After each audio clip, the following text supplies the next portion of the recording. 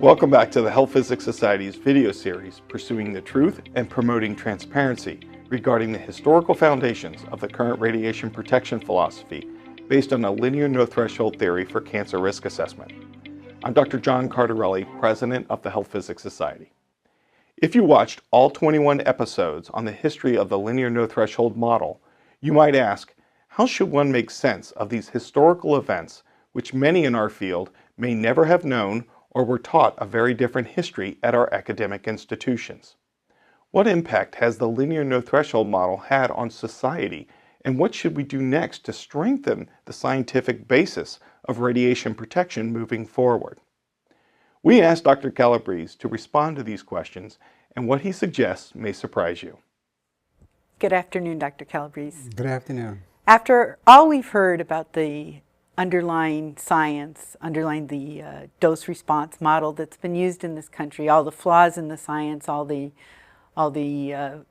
work that's gone on to support a theory that doesn't appear to be supported by science, why should that matter to us? What are the impacts of that policy as a society?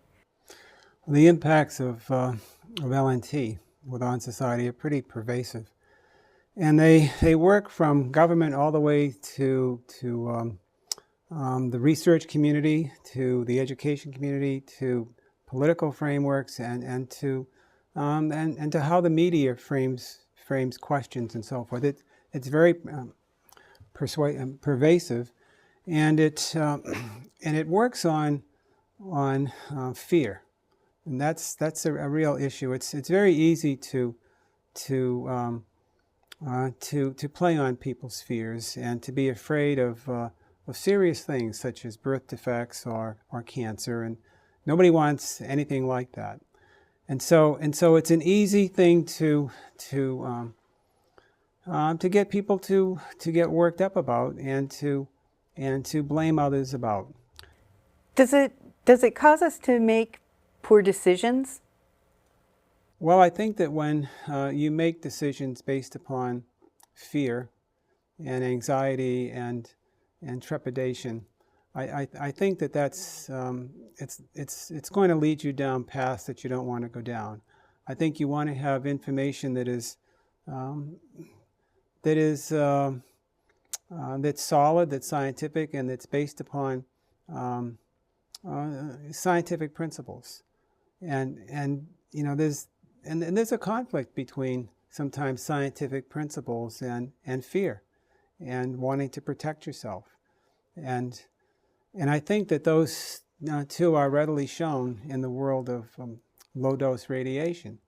Because ultimately, you know, the problem that I have, and realizing that I don't have all the answers to all the scientific questions. I mean, these are ongoing, and they'll lead to other generations to continue to look at these kinds of questions. But my problem with LNT, it's a fundamental problem beyond all the dishonesties and manipulations that have been documented here, and there are many of them. But to me, the biggest problem is that regulatory agencies have somehow disconnected them as scientists from understanding, you know, who we are in an evolutionary sense.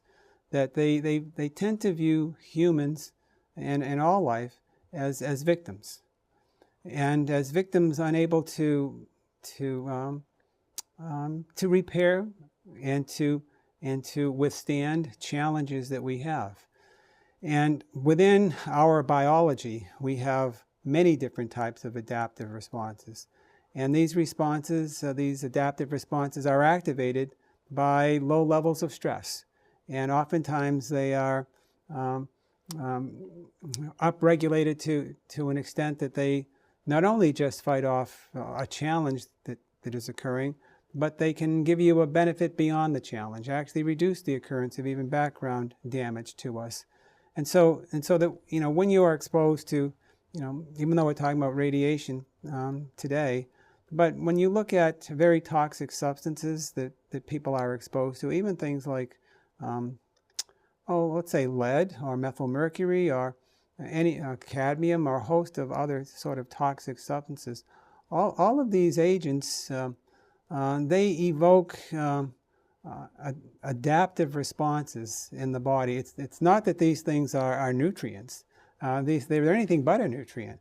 And they could cause toxicity, and they do cause toxicity. But the body can respond to any sort of stress, and it has to if it's going to survive, by defending itself, and that not every dose causes a toxicity, and if a dose causes a toxicity, the toxicity doesn't remain. The body responds and it repairs itself, and so I think that within those kinds of frameworks that we actually have to see how this is played out within society. And even in the case of ionizing radiation, low doses at some point within the framework of low doses, you get to a point where damage may be induced, and the body responds to that damage by activating a whole cascade of repair systems. And the EPA in their regulations, they are built upon a framework of the cell and the individual as being victim, and especially when you can see in their regulations that the goal is zero exposure. We live in a world that is anything but zero exposure, but actually, even though they're trying to protect us from the environment that we're living in and whatever humans do to that environment, it's important to take a look at the fact that our biggest enemy, my biggest enemy, I'm not sure what anybody else would perceive of this, but my biggest enemy is actually my own body. And you might think that's a weird thing to say, but my body is producing, my metabolism is producing about a million genetic, mutational type events per cell per day in my body. That's an awful lot. That's a lot. And if you take a look at background radiation, when it comes to what is producing more damage in my body on a daily basis, my metabolism or background radiation. And background in my body is producing about 100 million times more damage in my body each day, each cell, than background radiation is. And so when you take a look at what life is about, and I'm not trying to diminish the adverse effects from the environment at all, I'm just trying to put things in perspective. And even though our bodies are causing so much damage to ourselves every day, our bodies are so well-tuned and so selected for in the course of evolution that we're actually able to repair about 99.99% of that damage every single day. And it shows that for us to survive, we have a really interesting capacity to both generate problems for ourselves, because our body's producing reactive oxygen species and other kinds of things that may be necessary for a lot of different reactions to take place, but that we actually have to have a system that repairs that damage. And those systems exist and allow us to repair damage from a whole host of other kinds of environmental stressors. And so when you look at a system that produces a gigantic amount of damage every day that's repaired every day, you're not looking at a sissy sort of a biological system. You're looking at a very tough, it's robust, it's adaptable, and it's not a victim. It fights back against itself, and it fights back against others. And I think that in the course of regulation and guiding people, and this may not sound particularly nice for disciplines and so forth, but I think that it's very important to have people who understand biology and evolutionary biology to be guiding our evaluation systems, our public health systems. When you have individuals who are, with all due respects to, I'm going to say, the epidemiologic community or others, where you are attempting to to take human population data and try to evaluate what goes on at low risks, it's not going to allow you to understand what goes on at low doses, just due to all the background variability within human population systems. And trying to follow the guidance of epidemiological perspectives within this viewpoint, to me, leads to the kinds of destructive regulations that we have. It's interesting that I say that, because all these destructive regulations came out of lab-based scientists that were radiation geneticists that should have known better. But I believe they had ideological and other kinds of problems that were troubling, and that these radiation geneticists formulated their framework not within an evolutionary sense. They should have anticipated DNA repair. They should have anticipated all kinds of repair. They didn't. But the world today is different in seeing, I think, organisms as robust, as viable, and even in the case of oxidative stress, what we really want to do when we take a look at even vegetables that we would, what's a healthy vegetable and why? Well, it may be a vegetable that induces oxidative stress within your biology, so that you can upregulate anti-inflammatory frameworks to protect yourself. And so I think that the human dynamic needs to be brought into the equation here, and we have to understand biology. Biology should govern the regulation here, and should be guiding the judgments that are made. Biology is not, and that to me has been a problem. So what it sounds like you're saying is we have this system of regulation that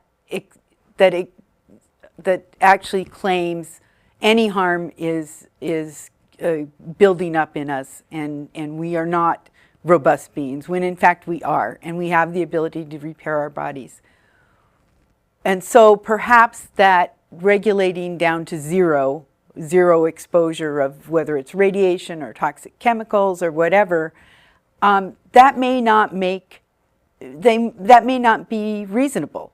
It may not be reasonable because we can't actually ever get to zero. It may not be reasonable because our bodies do have the ability to repair, and it may not be reasonable because it places an extreme burden on a lot of our resources in society. Would you say that's a fair characterization?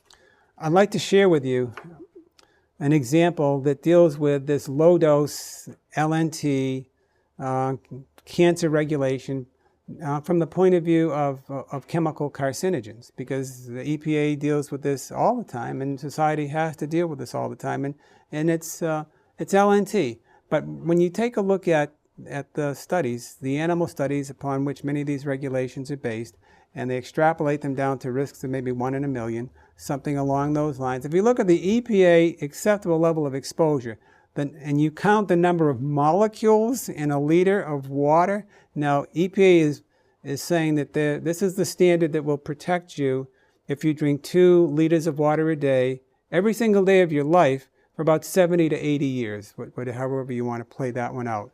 Now, all of these chemical carcinogens, they are present in the drinking water at a risk of 1 in a million at about 1 trillion molecules per liter, all the way up to maybe 1,000 trillion molecules per liter, and we are drinking 2 liters of water of this every day, bathing in it, and doing this every day for 70 or 80 years.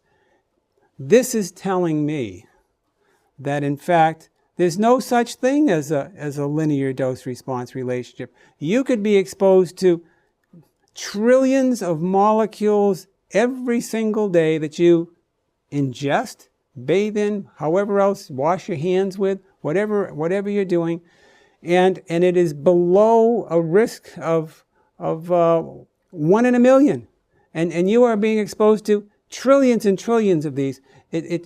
When you take a look at from one molecule all the way up to, you don't start seeing any action in animal models until you get up into the many trillions of molecules per day. And so something is going on biologically within us that it takes a certain level of exposure before anything happens. And so that would be a threshold. Well, it would be a threshold, but it's a really high threshold. I mean, but EPA is basing their that's even basing it on a linear dose response. It would even be even less risky.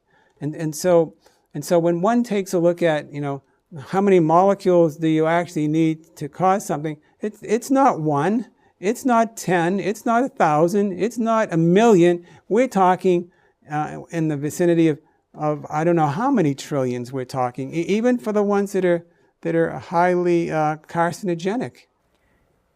How would we go about revising the framework that we're in right now? Well, I think that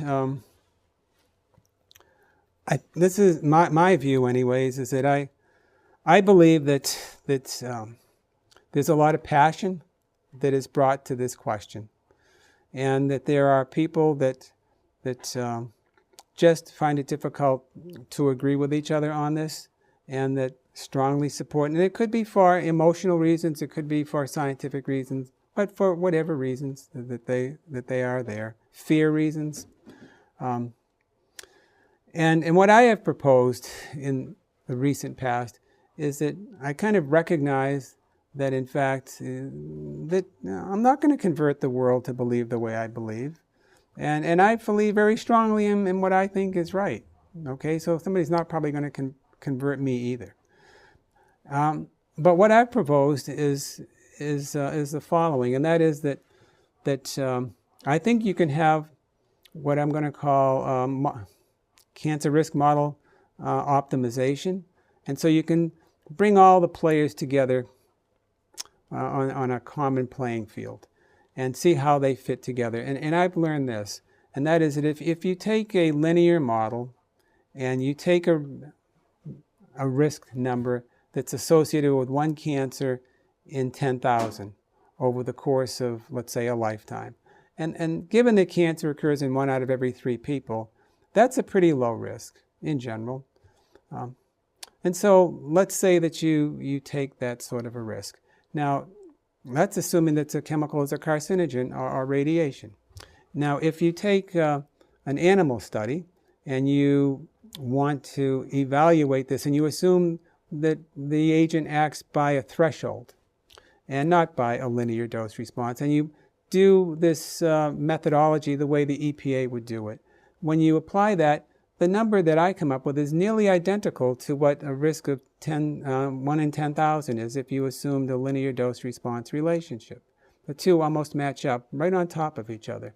Now, my model that I tend to spend almost all my time with is something called a hormetic dose response model, and that's a J-shaped dose response. That's showing that there's damage like the other models are at higher doses, but at low doses, I think that just about every chemical, toxin or not, shows a benefit at low doses. Now, when I take a look at the nadir of that beneficial curve, where the maximum, the bottom of the curve. The bottom of the curve, right. That bottom of the curve matches up with the other two. It's amazing. All 3 line up together. So those 3 models are there. Now, I could say, I think the hormetic model's right. And somebody who's arguing for the linear model says, I think my model's right. And maybe then somebody's in between. Now, if I'm wrong, totally wrong, and the LNT is correct, then the amount of adverse effects in the population, I mean, it would obviously increase, but it would still be relatively modest. It'd be 1 in 10,000 compared to a normal expectation of 1 in 3. So it's still a modest risk. If I happen to be right and hormesis is correct, then there's a tremendous benefit to society, far greater than any risk. It would be a tremendous benefit. You'd be reducing the occurrence of certain types of cancers by about 30 to 40%. It would be a big deal. And in between there is the threshold model. Now, we'll argue about this entirely as to who's right and who's wrong. And over time, studies will say, well, I think it's favoring this one or the other one. That's what the science will tell you in the future. But as a practical matter, what this model optimality would do is it would break away from the extreme positions that we see exhibited within society that result in extreme cost for what I think are, cleanups, things which discourage new technologies from being developed, behaviors that in fact, cripple various types of occupations and the like. And I think that it would result in a more workable, commonsensical, and at the same time intellectually honest. I'm coming to the table saying, I think I'm right, but I could be wrong. And you could come to the table saying, I think I'm right, but I could be wrong. But we now could have a line in the sand to go forward and try to see which models are actually giving us the best data. And this would allow us to get away from the extreme and the crippling extreme that LNT has within the population, where people are afraid of what I call ephemeral risks. And the thing of it is that I would say to people who are listening, even if somebody were to claim that there's a risk of 1 in 10,000, there'd be no study that could prove that. Why? Because it's beyond the detection capacity of studies to do that. So if somebody says, I'm afraid of a risk of 1 in 10,000, you think that an epidemiologic study is going to prove that? No, it's not going to be able to prove that. When somebody says a risk of 1 in 100,000, 1 in a million, that is simply an artificial construct. It's not provable. Even these higher risks of 1 in 10,000, it's not provable at all. So I'm asking people to accept a higher risk lined up with these two other models for a risk that could never be proven epidemiologically. It's not an that's still a very conservative public health position to be in. And I just think that the EPA has and other regulatory agencies have forgotten their biology, that they forget that we have tremendous capacity to repair, and that there is a wealth of scientific data that in many different biological models, from microorganisms to humans and everything in between, for all different kinds of endpoints, that show that J-shaped dose responses occur. They occur, and mechanisms have been designed to show that. Many of the medicines that are on the market, put out by pharmaceutical companies, are based on the same types of biological responses. It's not an uncommon sort of response. It's not an unreasonable place to be in. But we need to have some movement from this, and to continue to rely upon a linear dose response when it has been based upon studies that have been shown to be flawed, to be fraudulent, to be loaded with bias, to have your behaviors. We have inherited a history it's a distasteful history by leaders in our field that have brainwashed us to believing their flawed science and their ideological science. And I don't really want to follow a science that has been based upon ideological sciences that have been in the workings of all the bias of like Lewis and Muller and others. It's corrupted our regulatory practice. So it sounds like we need a multi-agency reassessment of the basis for these regulatory actions. I think that we do, and I think that we can do this with a certain amount of scientific and intellectual humility, and that is that. Yeah, there are people who argue this on both sides, and those are people at goodwill, and I can understand that. And I just happen to be one on one side of this opinion.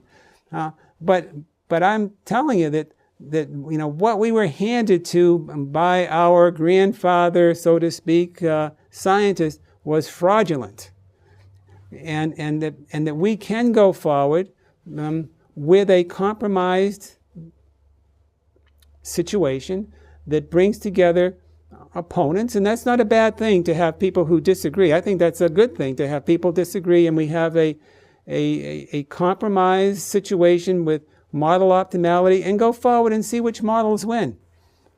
I think that sounds like a great idea. Thank you, Dr. Calabrese. Thank you. Thank you for watching our summary episode on the historical foundations of the linear no threshold theory, where Dr. Calabrese maps out a direction for the field moving forward when reevaluating the entire system of radiation protection. He emphasizes 7 points. First, knowledge based on sound science should guide us in making appropriate recommendations associated with radiation exposures. The current L&T model produces fear on a belief system that any exposure comes with some genetic and cancer risk.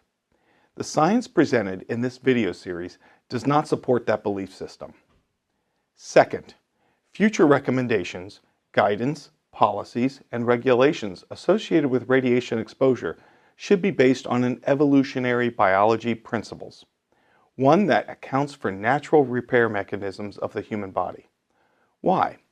Because nothing makes sense in the absence of evolution, including dose-response relationship and risk assessment principles and practices. Epidemiologically derived exposure standards are based on the precautionary principle, which is derived directly from public health protectionist philosophy, not science. Epidemiologic studies have too many limitations to offer appropriate guidance in the low-dose zone where humans live. The public health philosophy-based precautionary principle needs to be replaced with an evolutionary, science-based dose-response precautionary principle. Third, exposure to low levels of radiation does not make us victims to some dreadful future resulting in cancer. Humans have the capacity to repair genetic and other damage, and does so millions of times each day in each cell of the human body. Fourth, evolutionary-based repair mechanisms protect all cells from man-made and natural mutagens and carcinogens, and regulations should reflect these adaptive processes, which are especially observed in the low-dose region of exposures, say at least 100 to 1,000 times natural background levels. Fifth, we are exposed daily to radiation, toxins, chemical carcinogens, and the many trillions of molecules per day. And our bodies have the natural capacity to repair damage with extremely high efficiency and accuracy. Sixth, a path forward should represent a form of model optimization that includes the major known dose response models and that harmonizes their estimates. Extreme extrapolations would not be necessary. A straightforward procedure is described by Dr. Calabrese, where risk estimates of L&T, threshold, and hormesis models converge. Seventh, society and the scientific community need to acknowledge that the L&T model was based on flawed research, ideological motives, deliberate misrepresentation of the research record, and political agendas.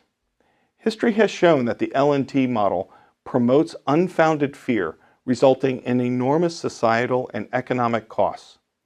Future regulations and recommendations based on sound science would reduce the extreme situations that have been observed by reliance on the L&T model.